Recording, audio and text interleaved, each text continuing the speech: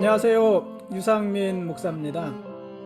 새벽에 교우들과 함께 예배드리면서 하루를 시작을 했는데 벌써 그 하루가 다 지나갔습니다. 오늘로 한 주간의 3분의 2가 지나갔고 또 1년 중 3분의 1이 지나갔습니다. 시간이 어찌나 빠르게 지나가는지 정신을 차릴 수가 없을 정도입니다.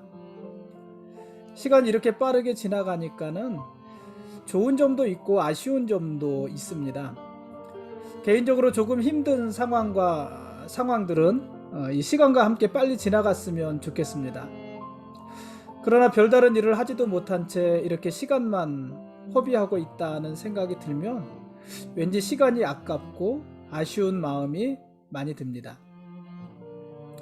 오늘 오전에는 거의 아무 일도 하지 못하고 시간만 보냈고요.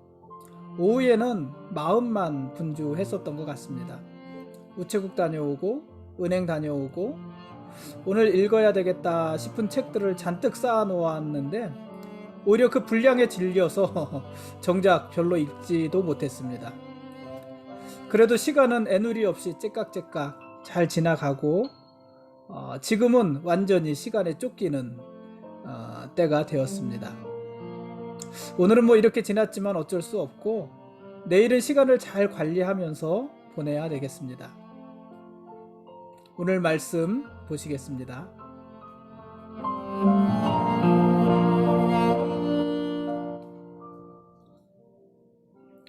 오늘 읽을 말씀은 열왕기상 11장 말씀입니다.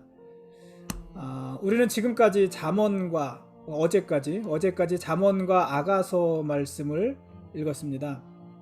그리고 오늘은 열왕기상 11장 말씀을 읽고 내일부터는 전도서 말씀을 읽을 것입니다. 잠언, 아가, 전도서 어떤 공통점이 있을까요? 모두 시가서고 솔로몬이 주 저자라는 것 아니겠습니까? 특히 전도서는 솔로몬의 후기 작품이라고 볼 수 있습니다. 그래서 솔로몬의 후기 실정과 죽음을 기록한 열왕기상 11장을 먼저 읽고 그 후에 이 전도서를 읽는 것입니다. 우리가 지금 매일같이 성경을 읽고 있는데요. 우리가 지금 읽는 성경은 연대기 순서대로 읽고 있는 중입니다. 남북 이스라엘 왕들의 이야기인 열왕기서를 큰 줄기로 두고 각 시대별로 활동했던 선지자들의 이야기를 병행하면서 앞으로 읽어 나갈 것입니다. 우리가 연대기로 성경을 읽는 것은 성경 66권이 그러니까 신구약 성경이 66권이잖아요. 구약 39권, 신약 27권, 66권인데 이 66권 성경을 각각의 책으로 보는 것이 아니라 성경 66권을 한 권의 책으로 보고 그 전체를 통으로 읽어보자 하는 것입니다. 물론 이 성경 66권은 시대적으로도 굉장히 많은 차이가 있고 저자도 다 다르지만은 그래서 각각의 책인 것이 맞지만은 그러나 한 권의 성경이잖아요.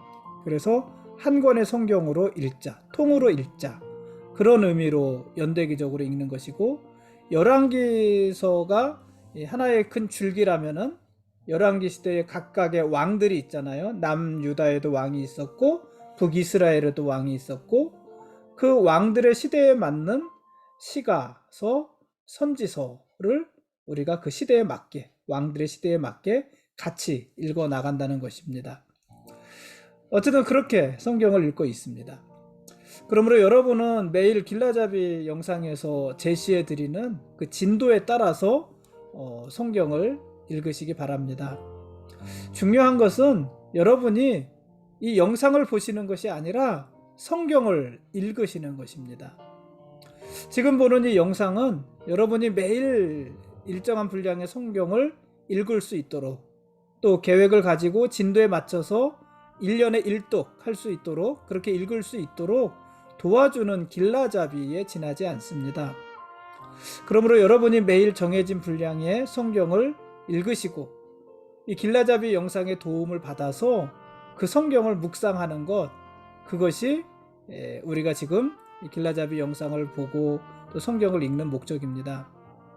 우리가 그렇게 성경을 볼 때 하나님께서 우리 모두에게 말씀의 은혜를 베풀어 주실 것입니다. 아무튼요, 오늘 읽을 말씀은 열왕기상 11장 말씀입니다. 이 열왕기상 11장은 솔로몬 왕의 후기 실정에 대해서 기록을 하고 있고 또 그의 죽음까지를 기록하고 있습니다. 솔로몬 왕은요, 지혜의 왕이잖아요. 그런데 이 솔로몬 왕이 언제부턴가 그 마음이 하나님을 떠나기 시작했습니다. 솔로몬이 지혜의 왕이었다는 얘기는 무슨 말이에요? 우리가 잠언서를 보았지만은 여호와를 경외하는 것이 지혜의 근본이라고 그랬잖아요. 그러니까 솔로몬이 지혜의 왕이라는 것은 그가 여호와를 경외하는 왕이었다, 이런 의미였는데 언제부턴가 그가 하나님을 경외하는 대신에 하나님에게서 그 마음이 떠나기 시작했다는 것입니다. 솔로몬 왕은요, 하나님이 경계하신 모압, 암몬, 에돔, 시돈, 헷, 이 나라 사람들과 끊임없이 결혼했습니다. 솔로몬이 이방 여자들과 이렇게 많이 결혼을 한 것은 정략적인 이유도 있고, 정략적인 이유, 이스라엘 나라를 잘 운영하고자 하는 정략적인 이유도 있었지만은 또 한편으로는 그가 여자를 사랑하는 취향도 있었던 것 같습니다. 여자를 참 좋아했던 왕이었던 것 같습니다. 실제로 오늘 읽은 이 열왕기상 11장 1절 말씀에서도 그 말이 나오고 2절 말씀에서도 그 말이 나오잖아요. 솔로몬 왕이 이 이방 여자들을 사랑했다 하는 것입니다. 여자들을 좋아한 것입니다.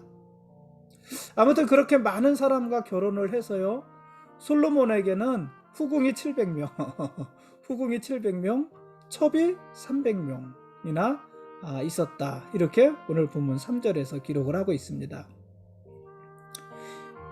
1000명이나 되는 후궁과 첩들, 이들 중 대부분은요 이방 여자들이었습니다. 하나님께서 금하신, 결혼을 금한 지역의 사람들입니다. 그곳의 여자들이었습니다. 이들은 솔로몬 왕의 마음을 결국 돌려놓았습니다. 어디에서요? 하나님에게서 엉뚱한 곳으로 솔로몬 왕의 마음을 돌려놓았습니다. 이들은 솔로몬 왕이 하나님 대신에 다른 신들, 이방의 신들을 섬기게까지 했습니다. 집권 후기의 솔로몬 왕은요, 시돈 사람의 여신 아스다롯, 또 암몬 사람의 가증한 밀곰, 모압 사람의 가증한 그모스, 기타 등등 이방 신들을 많이 섬겼습니다. 솔로몬 왕은 예루살렘 곳곳에 이방 신들을 위한 산당을 세웠고 그곳에서 이방 신들에게 분향하며 제사를 드렸습니다. 그 결과 거룩해야 될 하나님의 도성 예루살렘이 왜 거룩하고 왜 하나님의 도성이에요? 그곳에 하나님의 성전이 있잖아요. 하나님의 성전이 있고 그 성전에 하나님이 임재해 계시잖아요. 그래서 하나님의 성전이 있는 예루살렘은 거룩한 하나님의 도성이라고 불리는데, 그 거룩한 하나님의 도성을 어떻게 만든 거예요? 모든 이방신들이 집결한 이방신들의 전시장으로 만들어 놓은 것입니다. 그 일을 솔로몬 왕이 한 것입니다. 이것이 이스라엘 역사에 있어서 두고두고 걸림이 되는 거잖아요. 이스라엘 왕들이 이 산당을 다 제거하느냐 제거하지 못하느냐, 그 싸움을 하게 되는 것 아니겠습니까? 하나님께서 이런 솔로몬을 그냥 두고 보신 것이 아닙니다. 하나님께서는 2번이나 솔로몬에게 나타나셔서 너는 다른 신을 따르지 말라, 이렇게 경고하셨습니다. 그럼에도 불구하고 솔로몬은 여호와의 말씀을 따르지 않았습니다. 돌이키지 않았습니다. 그래서 하나님은 이스라엘을 솔로몬에게서 빼앗아 다른 신에게 주겠다, 이렇게 말씀하셨습니다. 오늘 말씀의 내용입니다. 재밌는 것은요, 그때부터 시작해서 사방에서 솔로몬을 대적하는 자들이 일어났다는 사실입니다. 이스라엘의 남동쪽, 그러니까 동과 서를 구분하는 것은 요단강을 기준으로죠. 요단강을 기준으로 동과 서. 뭐 남과 북은 그 경계가 예루살렘과 에브라임, 요 경계가 남과 북을 이렇게 나눈다고 볼 수가 있는데, 이스라엘 남동쪽에 있는 에돔 사람 하랏이 일어나서 솔로몬을 대적했고요. 이스라엘의 북동쪽 동북이라고 해야 되나요? 북동이라고 해야 되나요? 어쨌든 북동쪽에서는 수리아의 르손이라는 사람이 일어났고요. 그리고 이스라엘 내부에서도요, 이스라엘 북부 지역에 있는 에브라임 지파에서 여로보암이라는 사람이 일어나서 솔로몬과 각을 세우기 시작을 했습니다. 근데 이들은 모두 자기들 스스로가 일어난 자들이 아니라 하나님이 일으키신 자들입니다. 그러니까 하나님께서 이들을 일으키셔서 솔로몬을 대적하고 이스라엘을 대적하게 하셨다는 것입니다.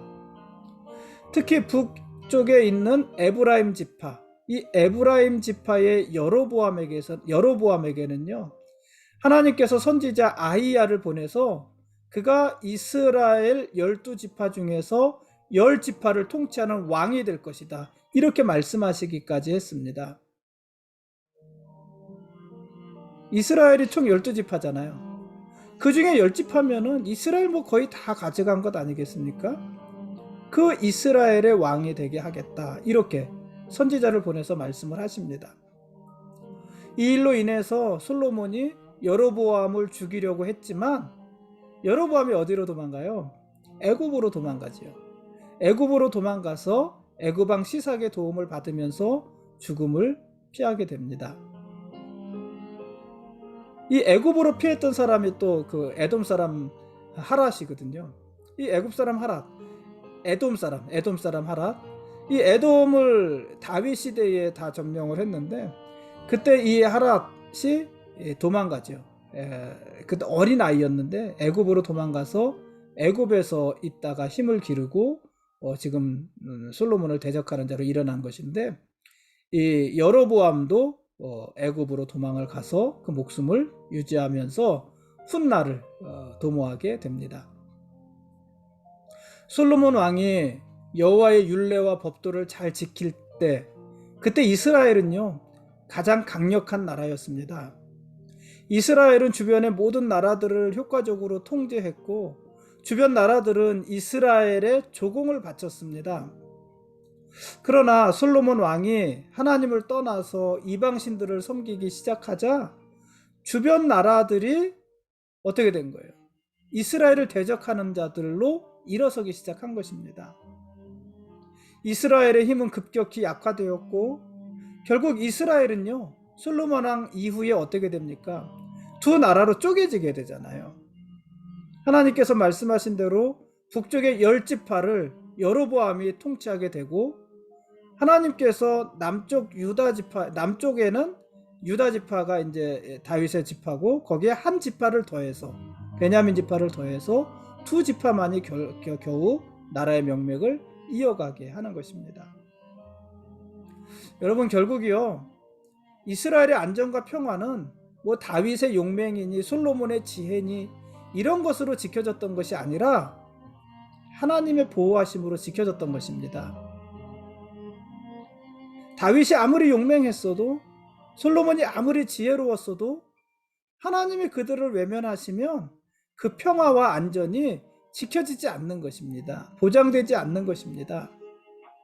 그러니까 평화와 안전은요, 한 나라의 평화와 안전도 그렇고, 한 가정의 평화와 안정도 그렇고, 한 개인의 평화와 안정도 그렇고, 그것은 하나님이 주시는 것입니다. 샬롬, 평화, 이것은요 우리가 이루는 것이 아닙니다. 하나님이 주시는 것입니다. 그러므로 하나님에게서 마음을 돌이키지 말아야 되는 것입니다. 오히려 하나님을 멀리했던 마음을 돌이켜서 하나님께 나갈 때 하나님께서 평안도 주시고 안전도 주시는 것입니다. 여러분, 평안하십니까? 어려움은 없으십니까? 어려움을 해결하려고 너무 애쓰지 마시고, 평화를 한번 이루어 보려고 너무 애쓰지 마시고 하나님께 돌이키십시오. 하나님께 그 마음을 드리십시오. 평화는 가정의 평화, 개인의 평화, 교회의 평화, 나라의 평화. 이 평화는 우리의 용맹으로, 우리의 지혜로, 우리의 노력으로 이루는 것이 아니라 하나님이 주시는 거예요. 그러니 하나님께 돌이켜야 되는 것이죠. 그 안에 평화가 있는 것입니다.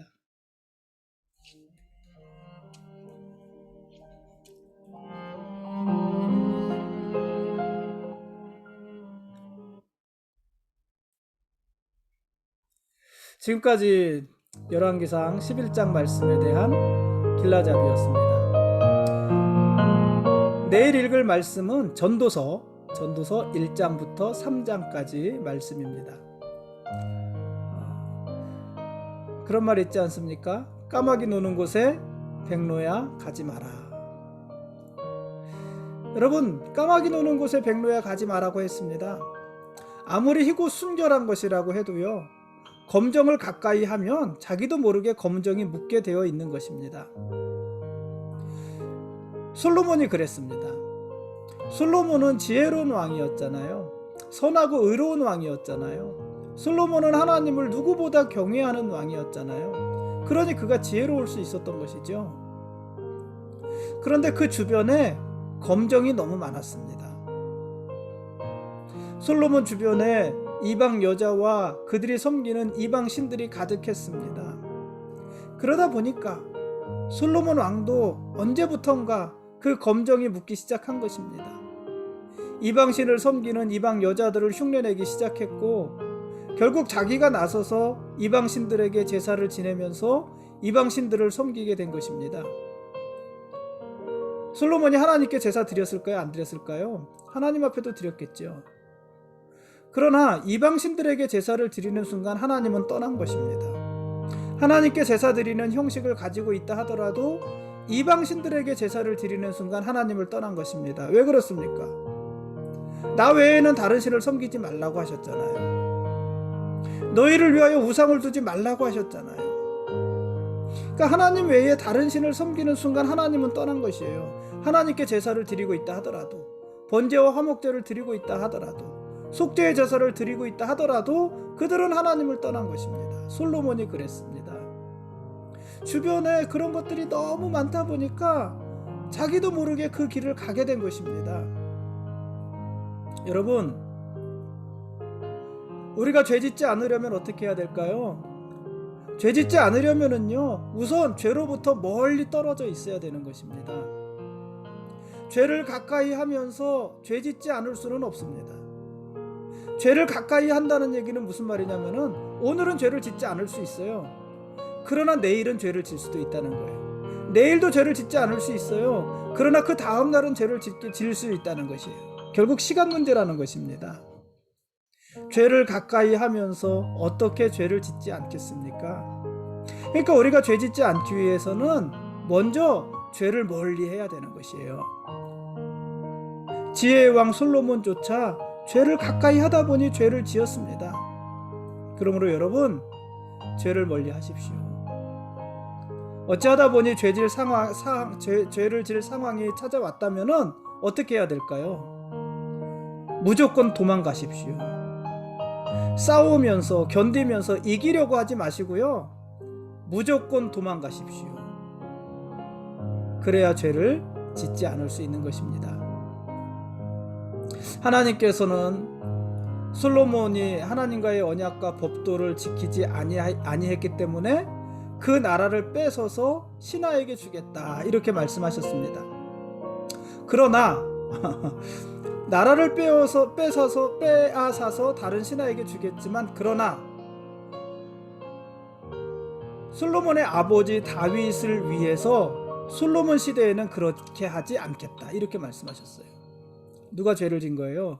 솔로몬이 죄를 지었는데, 그러나 솔로몬 시대에는 그 나라를 쪼개지 않겠다, 이렇게 말씀하신 것입니다. 왜요? 그 아버지 다윗을 위해서. 그리고 그 일을 그러니까 그 이스라엘을 신하들에게 주는 그 일을 솔로몬의 아들 시대에 가서 그 아들의 손에서 이스라엘을 빼앗아 다른 신하에게 주겠다, 이렇게 말씀을 하신 것입니다. 그리고 그 아들에게서 이스라엘을 빼앗을 때에도 이스라엘을 다 빼앗지는 않고 한 지파는 솔로몬의 아들에게 주시겠다, 이렇게 말씀하셨어요. 그것도 왜요? 다윗과 예루살렘을 위해서, 이렇게 말씀을 하셨습니다.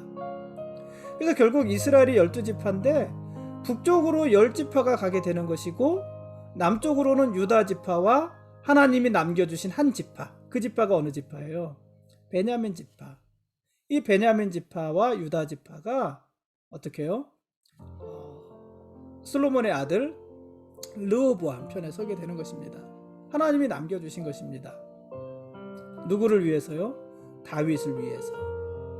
여러분, 그러니까는요, 지금까지 솔로몬은 아버지 다윗의 기도로 살아온 것입니다. 솔로몬에게 크고 작은 실수가 많이 있었음에도 불구하고 하나님께서 그를 참아주신 것은 그의 아버지 다윗을 생각하셨기 때문이었습니다. 그런데 솔로몬은 자기의 기도로 자기 아들을 살리지 못하잖아요. 오히려 솔로몬은요, 그 솔로몬의 아들이 르호보암이잖아요. 르호보암이 그 남유다의 왕이 되는데 이 솔로몬의 아들 르호보암은 아버지 솔로몬이 지은 죄의 결과로 이스라엘 나라가 둘로 쪼개어지는 그 어려움을 당하게 되지 않습니까? 여러분, 오늘 우리가 이렇게 사는 것은 누군가의 기도가 있었기 때문이 아닐까요? 오늘 우리가 이렇게 사는 것은 누군가의 기도의 열매로 우리가 살아가는 것이 아니겠느냐 하는 것입니다. 누군가 우리를 위해서 간절히 기도해 주었기 때문에 그 기도를 먹고 오늘 우리가 이렇게 살아가고 있는 것 아니겠습니까? 여러분, 떠오르는 사람 있으십니까? 아, 그래, 나를 위해 이 사람이 기도해 줬지, 나를 위해 이 사람이 기도해 줬지, 그래서 내가 지금까지 살았구나. 그런 사람 있으십니까? 그게 사실입니다. 그 사람일 수도 있고 다른 사람의 기도일 수도 있고. 그렇다면은요, 오늘 우리도 누군가를 살리는 기도를 해야 합니다. 특히 우리의 기도로 우리 자녀들을 살아나게 해야 되는 것입니다. 다윗의 기도로 솔로몬이 살았던 것처럼요. 하나님이 다윗을 보시고 솔로몬을 보살펴 주셨듯이 하나님이 오늘 우리를 보시고 우리 자녀들을 보살펴 주시게 해야 되지 않겠습니까? 설사 우리 자녀들이 크고 작은 실수와 잘못들을 하더라도, 야, 네 아버지 보고 너 한 번 더 봐준다, 네 엄마의 기도를 보고 너 한 번 더 봐준다, 이런 기회를 우리 자녀들에게 주어야 되지 않겠습니까? 그게 오늘을 사는 우리 부모들의 책임이고 의무가 아니겠습니까? 여러분, 자녀들을 위해 기도하십시오. 우리가 기도하는 만큼 자녀들에게는 기회가 생길 것입니다. 기회가 될 것입니다. 하나님이 참아주시는 기회, 하나님이 하나는 남겨주시는 기회, 그런 기회가 될 것입니다. 오늘 여기까지 하겠습니다. 하나님이 우리의 왕이십니다. 그리고 우리는 그분의 거룩한 백성들입니다. 고맙습니다.